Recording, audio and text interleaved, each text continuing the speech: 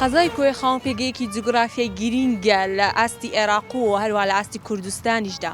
ڕووبەری ئەم قەزایە 2050 کیلۆمەتر چوارگۆشەیە و بەرزیەکەی 620 مترە لە ڕووی ئاستی دەریایەوە. بە دوو چیای جوان دەورە دراوە، چیای هەیبەسوڵتان و چیای باوەجی.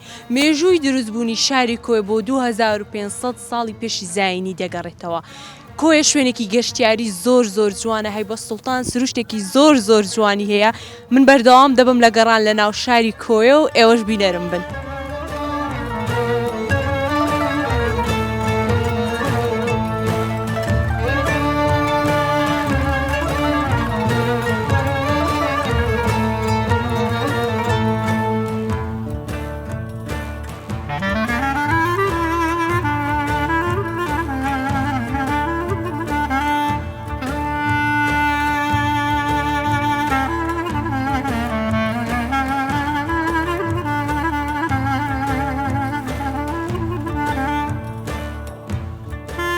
گەرنەچم لێم زویر دەبێ وەختێ دەچم منعم دەکا، سەیری کە بێ مروەتە چیم لێ دەکا.